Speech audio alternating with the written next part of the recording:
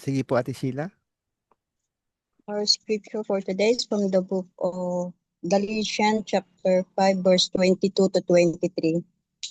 But the fruit of the Spirit is love, joy, peace, long-suffering, gentleness, goodness, faith, meekness, temperance. Against such there is no law. Amen. Amen. Amen. So, ang ating pag-uusapan ngayon is doctrine. But before we go there, let us study about the doctrine of the Spirit. And one of the doctrine of the Spirit is yung tinatawag na fruit, not fruits. So if you're going to go sa ating Greek, ang fruit is the same with fruits. Pero kung tingnan nyo sa inyong sa kapag meron kayong tinatawag na concordance, makikita ninyo yung dinidiscuss na fruit is different from sa dinidiscuss na fruits. Pero iisa ang kanyang Greek meaning and it is karpos. Karpos po ang Greek meaning niya. So now, bago natin pag-usapan itong fruit of the Spirit, sa tingin ninyo, what is, bakit itong sinabi dito sa Galatians chapter 5, sandali ipakita ko lang sa inyo. Okay? Sa Galatians chapter 5, okay, bakit sinabi niya dito is fruit, not fruits? Anyone? So, what do you think? So, bakit sinabi dito siya ay fruit, not fruits? Kung pag-aaralan natin dito sa verse 19, ito kasi yung niya ito yung count niya, ang opposite niya. Ito works. Iba yung works, iba yung fruit. So yung works is plural, ang fruit is singular. So sa tingin niyo, bakit kaya ang fruit ay singular while works is plural? So ito na lang muna, bakit ito ay singular? Anyone? Anyone? Maski na I just like to okay, Kuya Jans. Go.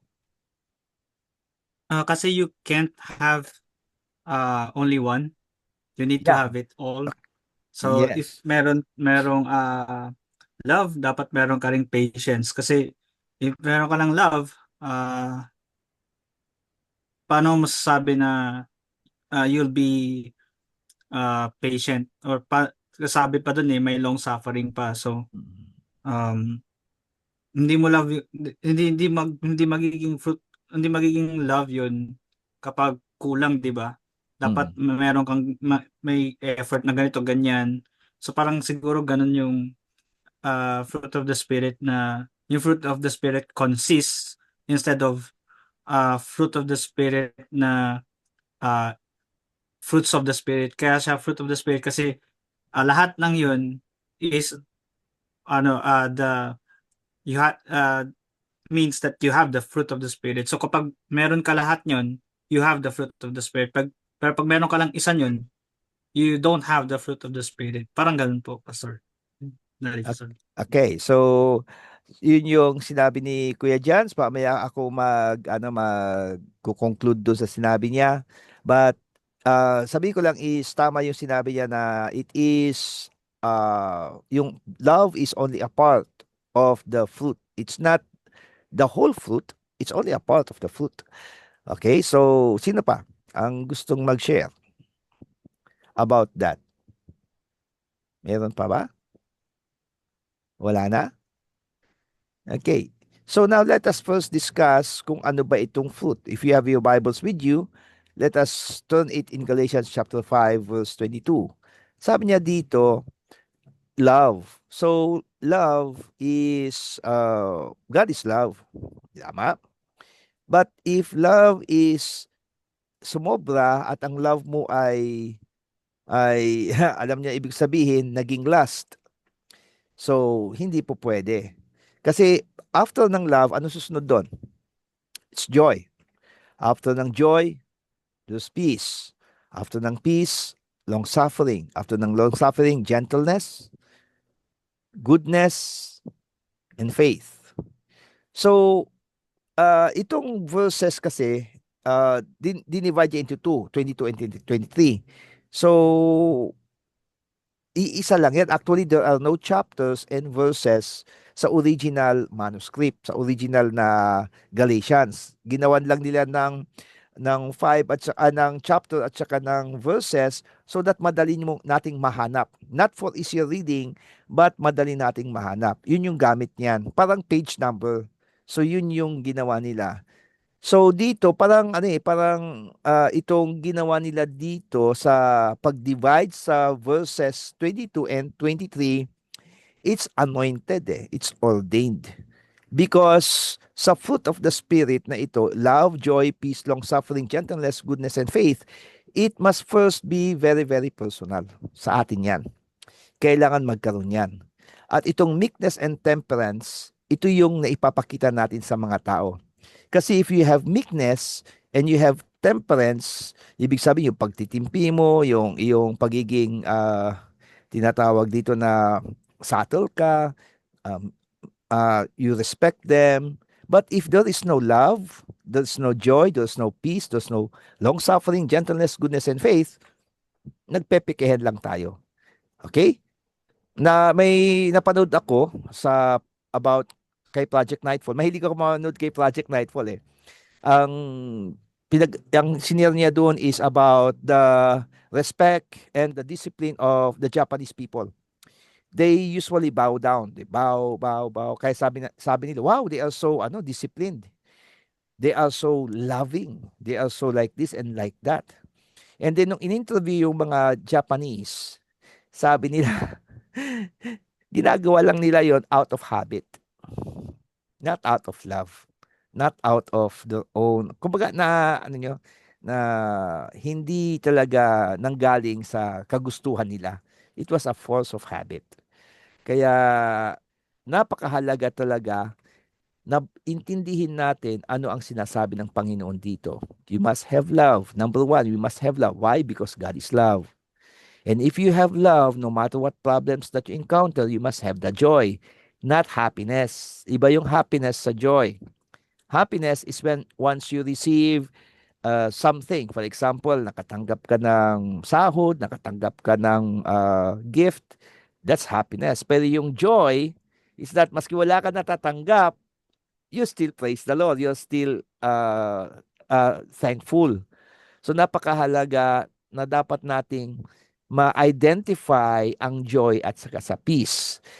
Ang joy at peace, happiness at saka joy. Kasi ang happiness, ano lang yan superficial. At isa pa, it's may timeline yan Mayroon siyang may hangganan. Pero ang joy, dire-diretso yan. So if you have the love of God, the joy of the Lord is in you, maski na ikaw ay punong-puno ng problema at pagsubok. Okay? Ano susunod doon sa joy? Siyempre, pag may joy ka, meron kang peace. At dahil may peace ka, ano ba yung peace sa Hebrew? Sino nakakaalam? Peace. Anyone? Peace, Hebrew. Pangalan ng church. Shalom. Shalom, shalom. Tama, shalom. Peace is shalom. At kung pag-aaralan natin ang shalom, it means the fullness of God. Fullness. Ang kabuuan ng Diyos. Kaya if there is no presence of God, there will be no peace because He is the author of peace.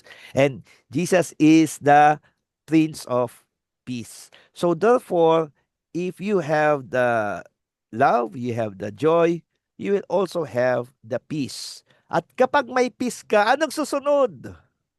Yes. Long suffering. Yan ang patindi.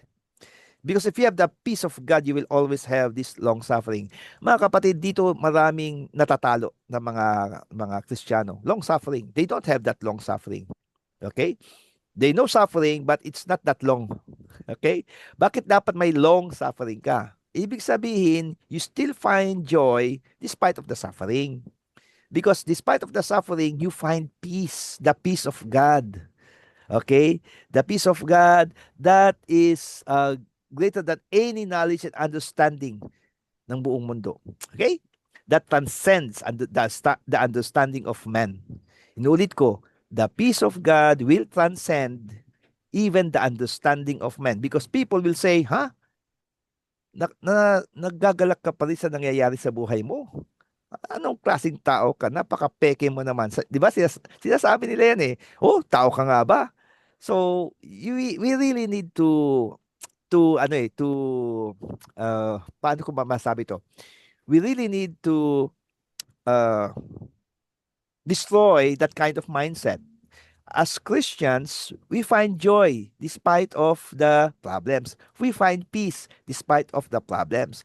At kapag nahanap mo yung joy and peace, effect niyan is long suffering. Okay? So ang effect ng joy at ng peace is long suffering. Kaya kapag wala kang long suffering, you don't have the peace. Yun lang naman eh.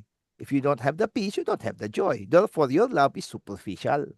Your love is because you receive something. Pero kapag wala ka na natatanggap, you don't love. So yan yung nagiging problem ng maraming mga Kristiyano. They forget to love God because wala na silang natatanggap. Okay? So now, ano pa sabi dito? If you have long suffering, automatically, mayroon kang tinatawag na gentleness. Yeah, galing ni Mama. Nanay ko yan. Okay. So, dapat maging gentle ka. Hindi ka dapat tawag ito, opposite ng gentleness. Rough. Hindi ka dapat maging rough. Hindi ka dapat maging masyadong yung walang respeto ba? And then afterwards, may goodness ka. At goodness meaning gumagawa ka pa rin ng mabuti despite of the things na nangyayari sa buhay mo. Because that is the effect of having God in you. And then the personal is faith. Now, faith comes by hearing and hearing by the word of God. Therefore, kung hindi ka nagbabasa ng salita ng Diyos, there will be no fruit of the Spirit. Because faith is by reading the word of God. And without faith, it is impossible to please God. So nakita niyo yung step by step process: love, joy, peace, long suffering. Pag sa long suffering is gentleness, goodness, and faith. So yan yung personal. Now yung meekness means you're humble, yet yung humility mo hindi ka basahang trapo. Okay? Yan ang nagkakamali tayo eh. Akala natin yung meekness, yung humility is maski ituring kang basahang trapo. Take note si Jesus, di ba? Okay. Sinampal siya. Ano sinabi niya? Ba't mo ako sinampal? Anong ginawa ko para sampalin mo ako? Nagsalita siya, right? So, ganun yun eh. Hindi tayo dapat na humble na para bang tinuturing na tayong basahang trapo. Sige lang, apihin mo kami. Sige lang, Kristiyano kami. We are humble. That's not the definition of humility. Take note, kapag ang Diyos nga, basahin ninyo, konting disrespect lang sa kanya, anong ginagawa ng Diyos? Galit na siya eh. So yun yung dapat nating unawain. If we want to have the mind of Christ, kailangan hindi tayo basahang trapo. Inulit ko, ang Kristiyano, wala na po yung panahon na tayo basahang trapo. Ang kailangan, we have to be righteous. Ibig sabihin, tama naman ang ating pagiging humble, tama din ang ating pagiging nag-rebuke tayo, dapat nasa ayos, nasa tama. Because at the end of the day, God is still the God of order. Okay? Not of confusion. Dapat unawain natin yan. And then, of course, dahil gentle ka, good ka, faith ka, the meekness, and then susunod yan, temperance. Okay? So now, meron ako gustong iyan sa inyo. Bakit kailangan itong maging doktrina? Okay? Ito ay doctrine of the fruit of the Spirit. So, it is a doctrine na dapat nating pag-aralan. Ang nangyayari kasi, kung babasahin natin yung ibang mga commentaries o ibang mga tinuturo ng mga preachers, they consider them as fruits. No, it's not. It's a fruit. Amen. Bakit? Ang puno ng mangga, ano ang bunga? Mangga, di ba? Ang tawag dyan is fruit. Pag maraming mango is fruits o mangoes. Iisa lang ang bunga ng mangga. Ang bunga ng mangga is mangga. Kapag different na fruit yan, dapat mangga, magiging atis, magiging guyabano, magiging santol. Yun ang fruits. Amen. Nagets na natin ang difference. Research nyo. Please, I challenge you. Try to Yes. take note the difference between fruit and fruits. Hanapin nyo. Huwag kayo pupunta sa Old Testament. New Testament lang. Okay? Karpos. Karpos ang kanyang Greek. Pag-aralan ninyong maigi. Okay, now. Gusto kong maunawaan ninyo, we still have time. Go back to your Bibles. May sinabi siya dito. Okay, na napakaganda. Okay? Verse 18. Missy, pakibasa nga ang verse 18, anak. Verse 18 of Galatians chapter 5. Verse 18, But Hmm. if you be led of the Spirit, you are not under the law. Okay. So again, meron tayong tinuturo. What is that? Success and failure are predictable. Tama? If you want to be successful, you have to fulfill or obey the law. If you want to be a failure, disobey the law. But anong sinabi sa 18? Ang sabi niya, you are not under the law. So how anyone wild comments or wild reaction? Okay? Maganda to. This is a very good topic. Bakit kaya sinabi dito, we are not under the law? Therefore, even if we are not under the law, we must not observe the law. Okay? Sige nga. Anyone? The answer is there also on that chapter. Okay, clue, verse 16. And also in verse 25. Okay?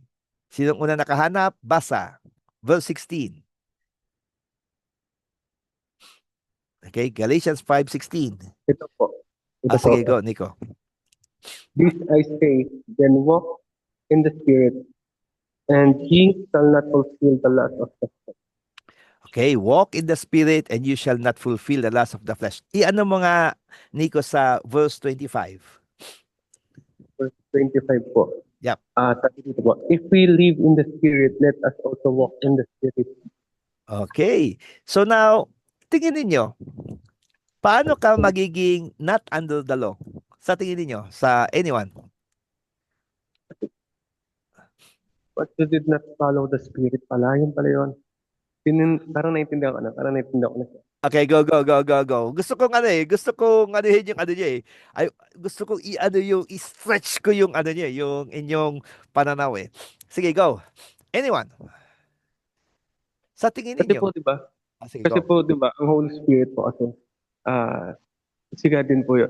It's the Trinity, di ba po? Yes. Tama po ba? Tama Yes. po ba ako? Then if we are not guided, then ginagawa lang natin yung sa mga flesh-like things. We are not guided by the Spirit, or hindi talaga tayo magiging under ng law po kasi parang baliwala yung law if you are not, di ba, filled with the Spirit. Tama po ba? Okay. Balikan natin verse 18. Verse If you 18. are led by the Spirit, if you are walking in the Spirit, you are not Oh. under the law.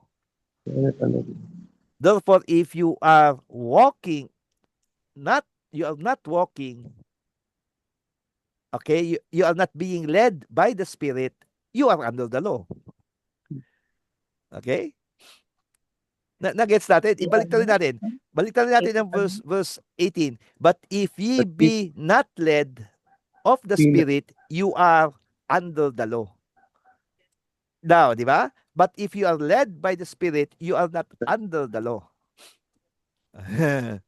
Yan na, medyo maganda to. It's a very good, actually, magiging debate na to eh. Okay? But we are not going to make it as a debate. I just like the stretch natin ng ating thinking, kasi critical thinking to eh. We have to continue to ask, ano bang sinasabi ng Bible? So, andyan lahat na nakasulat eh. Especially in verses 19 to 21. The works of the flesh are evident, di ba? Ano yung works na to? Sinabi ang dami, di ba? So, hindi na natin isa-isahin yan. To cut the very long story short, the works of the flesh is a worker of iniquity. Kasi, okay, pag-aralan natin, itong adultery, fornication, uncleanness, lasciviousness, idolatry, witchcraft, hatred, variance, emulations, etc., etc., etc., they are, kumbaga, you have liked it. You like it. You love it. You are being led by your lust, by your body. Pero if you are led by the Spirit, sagutin ko na for the sake of time. If you are led by the Spirit, you will not be under the law because you are going to fulfill the law.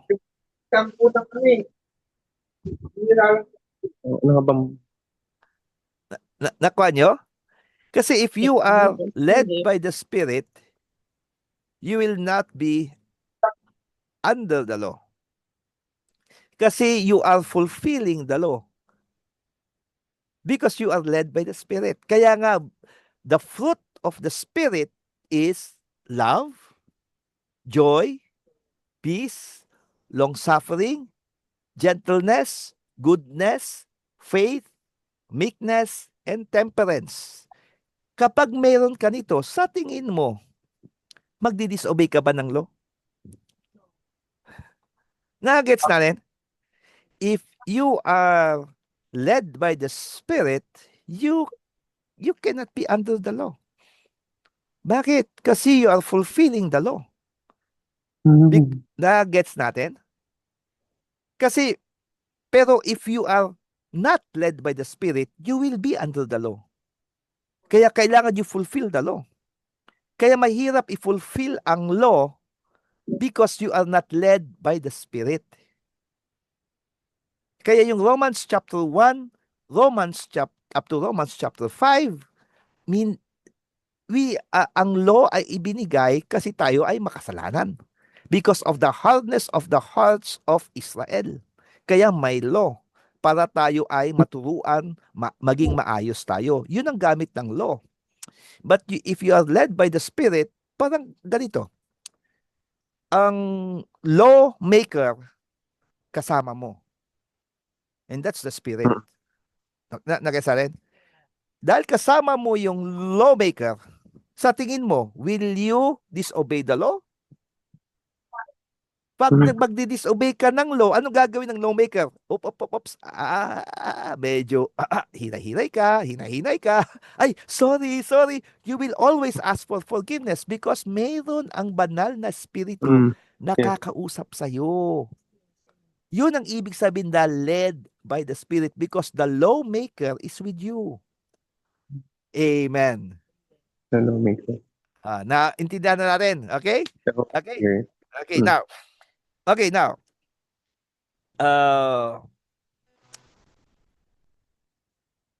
Ano ba yung doctrine? Doctrine must be subject to the first teaching or preaching of Jesus Christ. Okay, except kay Pastora, sino nakakaalam yung first preaching ni Jesus Christ. Lagi kong tinuturo yan sa lahat ng GIOS. Repent, for the Sige, kingdom kuya. of heaven is at hand. Repent, for the kingdom of heaven is at hand. Therefore, if you are going to make a doctrine, because we can make doctrine. Why? Because sinabi sa salita ng Diyos in 2 Timothy chapter 3 verse 16, all scripture is given by the inspiration of God and it is profitable for doctrine. So you can make your own doctrine, but your doctrine must always be subject to the first teaching of Jesus Christ, and that is repent, for the kingdom of God is at hand. Now, what is repentance? Repentance is turning away from sin, turning away from your old ways. Okay, the old has gone. Okay, the new has come. Old things are passed away. Behold, all things are become new. If any man be in Christ, diba, he is a new creature. Old things are passed away. Behold, all things are become new. Therefore, you have to turn from your evil ways because you have repented. If you have repented, you have the Spirit of the Lord with you. Okay, you are led by the Spirit. And if you walk in the Spirit, basahin natin maigi sa, okay, I'm going to go at my Bible. Okay, tignan niyo maigi. Proverbs In verse 25. 25-28 po ata yun. 25 ba na? Verse 25. Galatians 5:25. Basahin natin. If we live in the Spirit, let us also walk in the Spirit.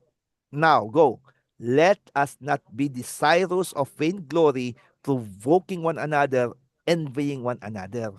So, marami kasing mga Pharisees and Sadducees during the time of Jesus Christ and even during the time of Apostle Paul na they are being, they say we are being led by the Spirit, but they are provoking one another. They are fighting, they are debating. The word of God must not be debated. The word of God must be respected. Kaya yun yung masakit na ang mga tao nagdidebate tungkol sa salita ng Diyos. Do not debate. Kapag may gusto makipagdebate, ngitian mo na lang. Why? Maalala niyo yung kinuwento ko na isang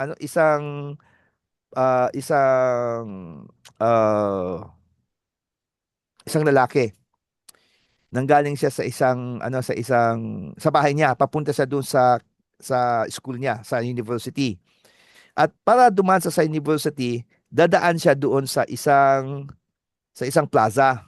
At yung plaza doon, maraming nagdedebate doon patungkol sa religion.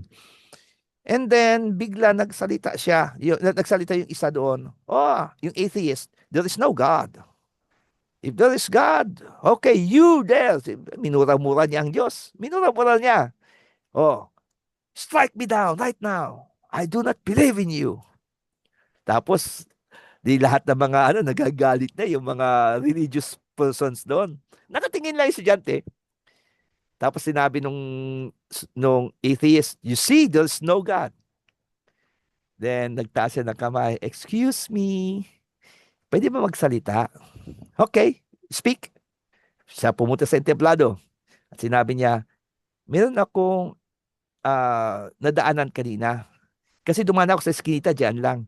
May isang bata humarang sa akin. Madungis, tapos tumutulo pa yung sipon. Sinabi niya sa akin, halika dito, suntukan tayo. Wala kang kaya sa akin, suntukan tayo. Yung university student, alam niya, kaya niya yung bata, pero hindi niya pinatulan. Bakit?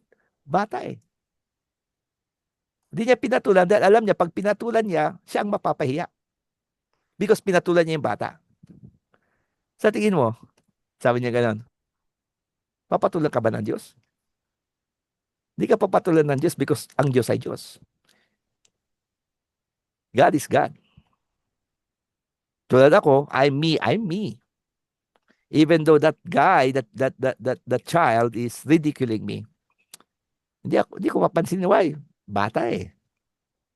Walang alam eh. Madungis eh. Na gets na rin. In the same way, sabi niya ganon. Ganon din ako. Ganon din ang Diyos.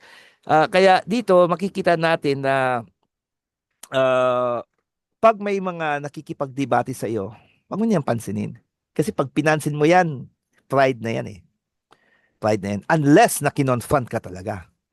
Pag kinonfront ka about your faith, okay, go. Pero kapag narinig mo nagsasalita siya sa isang entablado, wag ka makikipagdebate. Wag. Pero kapag hinarang ka, kinausap pa sa faith mo, o kaya nagpipreach ka, nagtuturo ka, may nagridicule sa'yo, that's the time you have to defend your faith. Why? Ganun ang ginawa ni Jesus eh. We have to be Christ-like. Hindi pumupunta si Jesus sa ano mga debate para manalo. No. Kapag may nagdedebate sa kanya, saka lang siya dumidepensa. Yun yung trabaho natin. So now, balik tayo doon. So now, doctrine must be based on Matthew 4:17. Repent, for the kingdom of heaven is at hand. Now, ito po yun. If you are led by the Spirit, you walk in the Spirit. Therefore, the Spirit will teach you the culture of the kingdom. Amen. Kaya nga the kingdom of heaven is at hand because the teacher, the one who is called the comforter, the one who is called the guide, the one who is called yung mag-ano sa'yo, magtutulak sa'yo to the path of victory and good success, walang iba kundi the Spirit. Kaya nga, yung kingdom of heaven na unawaan natin through the word of God and by the guidance of the Holy Spirit, because we are in the Spirit. We are led by the Spirit and we walk in the Spirit. We do not walk in accordance to the flesh, but we walk in the Spirit. Nakakuha na natin to. Nakuha nyo? Ang ibig sabihin ng Matthew 4:17. So now, the last, before I give you your assignment, actually this will be your exam. Okay, you have to submit this to me. Okay? So now, saan na to? Wait. Dito, verse 17. Verse 17. Missy, anak, pakibasa nga verse 17. Galatians 5:17. For the flesh lusted against the spirit, and the spirit against the flesh. And these are the contrary the one to the other, so that ye cannot do the things that you would. Oh, ang ganda nito. You cannot do the things na gusto mo. Why? Because sometimes, if you are a Christian, you cannot do what the flesh wants you to do. I'm talking about flesh, lust. Ano yun? Verses 19 to 21. Okay? Diyan kayo mag-base. Okay? Baka mamaya, ano kayo, iba, no. Huwag kayo mag-base sa iba, mag-base kayo sa 19 and 21 because ang pinag-uusapan natin dito is this one. Okay? Nakakuha na rin? So the lust of the flesh or is the works of the flesh. And they are manifest. Nakikita yan eh. Amen.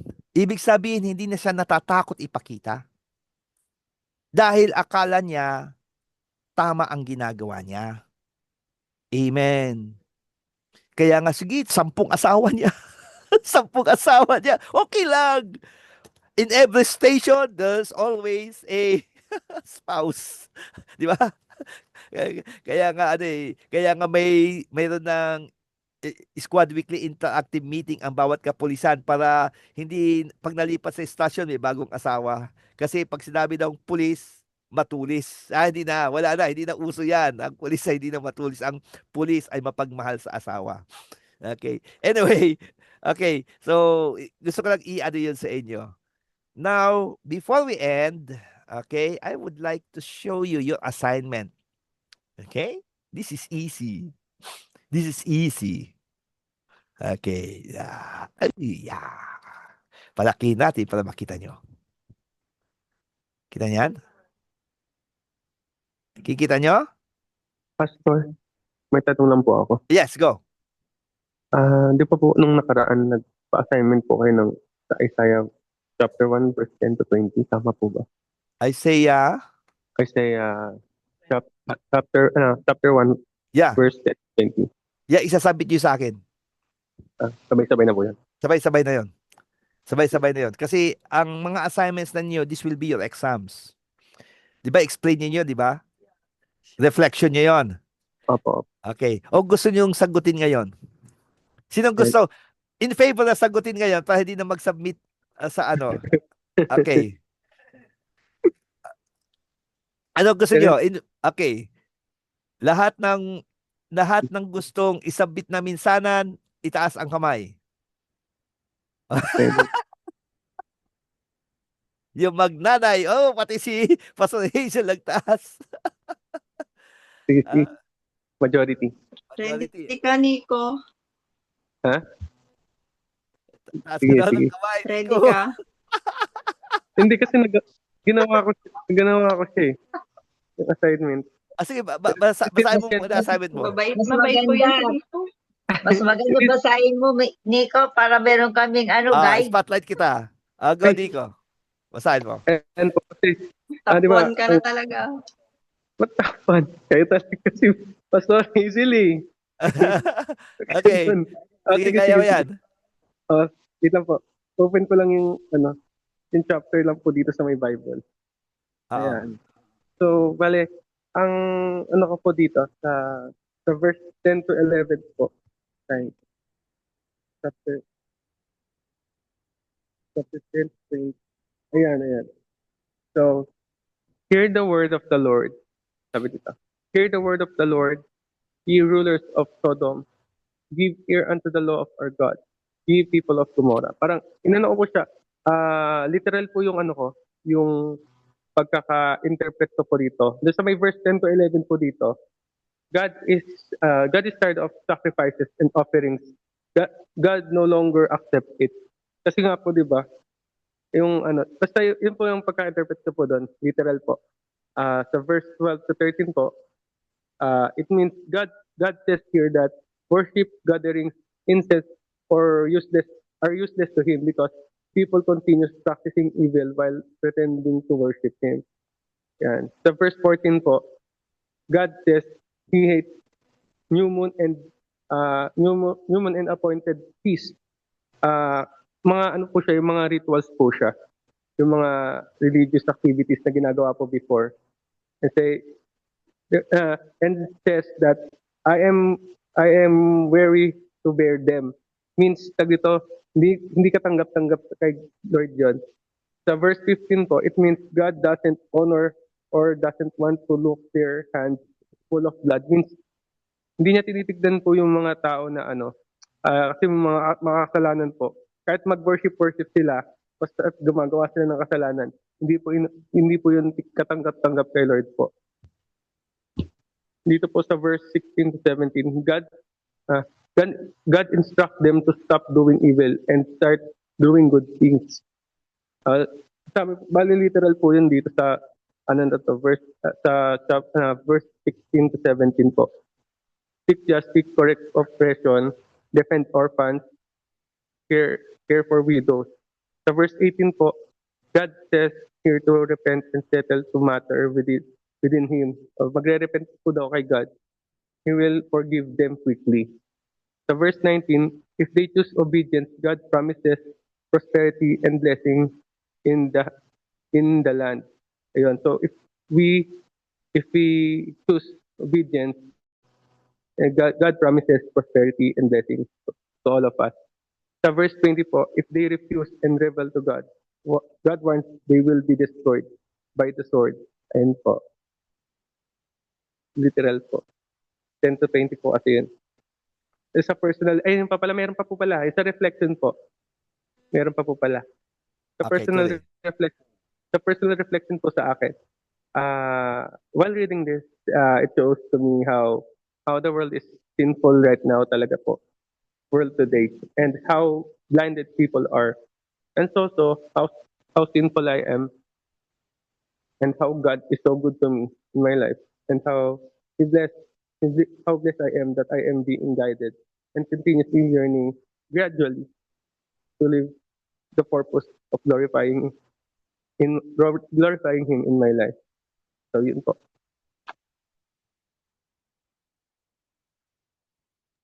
Wow, wow. Okay yun, okay yun, okay. Praise So, no, God. may ano ko dito eh. Pag-aralan nyo maigi, from verse 10 to verse 20. Ano doon pa rin ang Matthew 4:17? Am I right or am I right? Kasi kailangan talaga may repentance. Kaya yung sinabi, yung yung devotion o yung ano ni Nico, yung kanyang shinare sa atin, yung kanyang exhortation is really to live in accordance to the Spirit. Kasi yun lang naman talaga eh. Kaya come now, let us listen together. Kasi kailangan natin talagang mamuhay na naayon sa Espiritu Santo. But the question here is, paano? Paano? Kaya sa panahon na Isaiah, wala pang Bible. Kaya nga sinabi ni Lord, come now, let us listen together. Kasi there's no Bible eh. Sino nga doon? Prophets. But ngayon mayroon tayong Bible. Kaya kapag gusto natin na matuto to be led by the Spirit, let us listen with the Lord. Lord, teach us. Guide us. Kaya nga napakapalad natin because mayroon tayong Bible eh. Andiyan na eh. Ang ating guide. Okay? Okay? Now, let's go to your let's go to your assignment pero kung gusto niyo pa i-submit yun as your assignment, submit niyo Nico. Pero ano yan, kailangan nakasulat sa soft copy, either sa PDF or screenshot ninyo. Okay? Sige. Nababasa niyo to? Papasa niyo naman po yan mamaya po, di ba? Maliit. Ito. Yeah. Pero nababasa niyo ba? Yan, pinapalaki ko ng konti. Yan. Nababasa po. Nababasa. Anong nababasa niyo yan? Statement of faith. Statement of faith. So this is the statement of faith sa church. Okay? So, write this down. Doctrine must be subject to Matthew 4:17. Okay? Doctrine must be subject to Matthew 4:17, to the first teaching of Jesus Christ. Is nag-ano siya? Sumusunod doon. Okay? Now, this is your assignment. Bahala kayo. Kung i-google nito, ChatGPT niyo, bahala kayo. Kasi ang ChatGPT is actually a librarian. Kaya pwede kayong mag-ano doon, mag-ask ng question. Pwede kayong sa Gemini o sa Grok, lahat ng mga AI, gamitin nyo because they are just librarian. So hindi na kayo mahirapan. Mapapabilis ang inyong research. But you have to study. Baka mamaya iba ang tinuturo niya. Okay? So hindi lahat na sinasabi ng AI ay sinusunod ninyo. Anyway, balik tayo dito. So itong statement of faith is our doctrine. The doctrine of the church. So dito about the verse number 1 is the doctrine of the Bible, that it is inspired and supreme and final authority. The number 2 is our doctrine of the Trinity. Number 3, and so forth and so on, mga doctrine yan. So therefore, your assignment will be, let's say for example, the first, yung pinakamadali dito, I believe the whole Bible to be the infallible word of God, that it is His holy and inspired word, and that it is of supreme and final authority. Okay. What will I repent from this? Okay, sulat nyo. Ano ang ire-repent ko sa number 1, sa first statement of faith? Okay, sulat mo. Okay, ano ang ire-repent ko? Number 2, ano ang dapat kong gawin upang ang kingdom of heaven is maisa pamuhay ko? Okay, ano ang kailangan kong gawin upang ang kingdom of heaven is maisa pamuhay ko or maipakita ko sa lahat? Okay? Kasi you will be led by the Spirit because the Spirit of God is in you, guiding you. So, ito ay isasubmit nyo. This will be your final exam. Ito na final exam nyo. Wag na yung wag na yung para hindi masyadong Pero mas maganda i-submit nyo yung yung assignment nyo. Maganda 'yon. Mayroon kayong assignment. Submit nyo yan. Nico, submit mo yan, ha? Okay, lahat Opo. kayo magsasubmit para mayroon kayong assignment. Thank you, Nico. Opo. Thank you.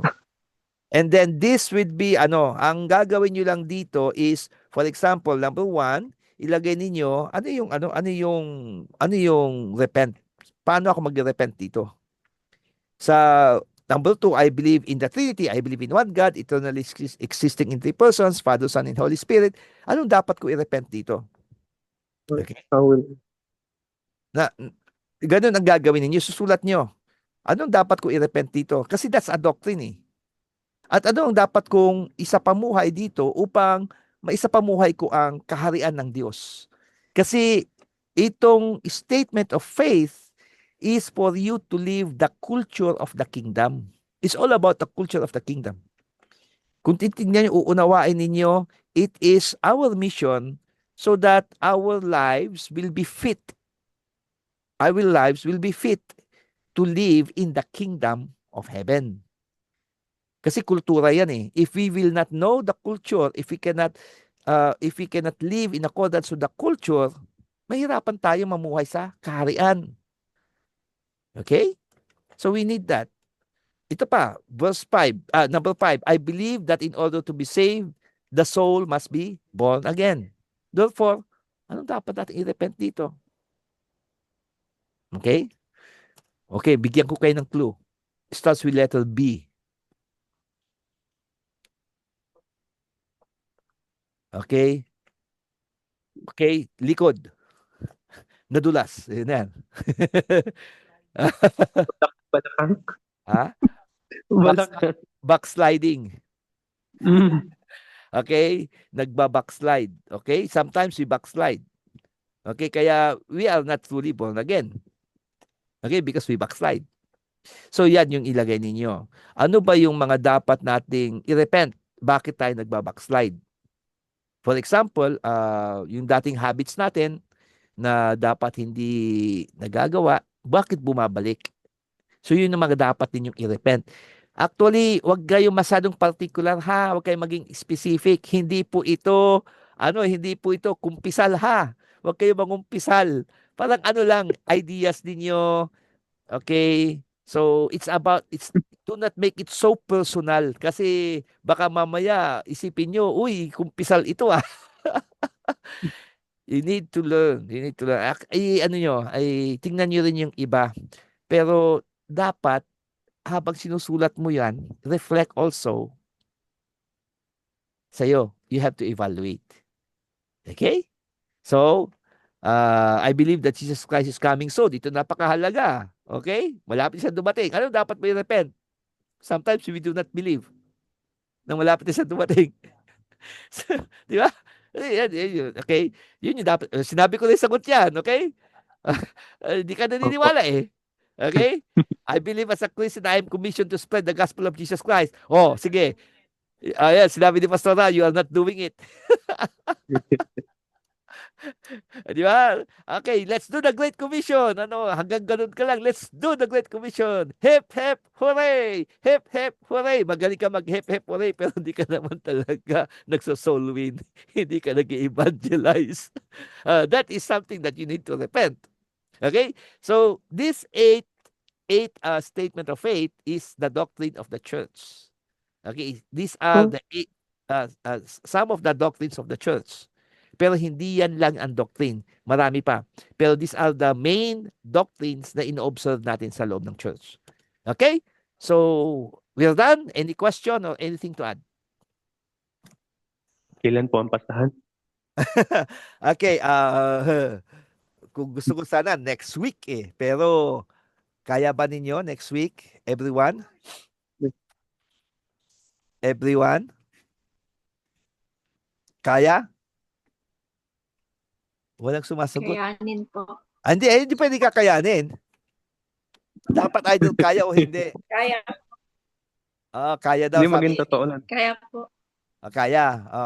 Ah, Kaya. Dahil lahat po, lahat. yung 8, Lahat. lahat. Yung 10 to 20, last week pa yun eh. Tama, Last week. Nico? Last week pa yun. Opo. Last week pa yun eh. Opo. Kaya dapat i-submit yun na yan.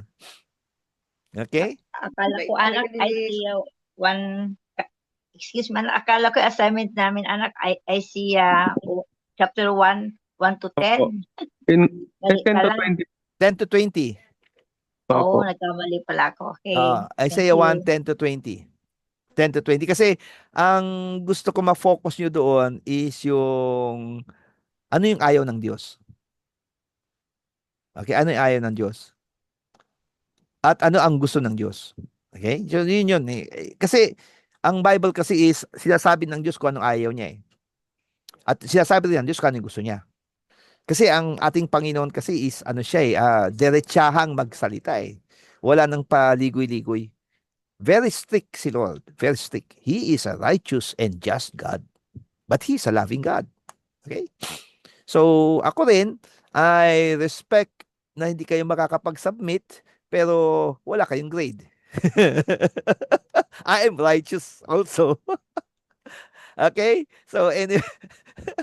Okay? Next week. Ano gusto nyo? Next week? Kaya? Or bigyan pa natin ng gawin natin 2 weeks? 2 weeks? No. 2 weeks. Sino gusto 2 weeks? Ako po. Lahat magtaas ng kamay. Taas ng kamay. Kaya mag-virtual ano. Yan, si Mama. Si Missy. Si Abet. Ano pa? Ate Sheila, next week o next week? Gano'n. Ate Sheila, next week. 2 or 1? Majority na lang po. Ano majority? Majority. Okay.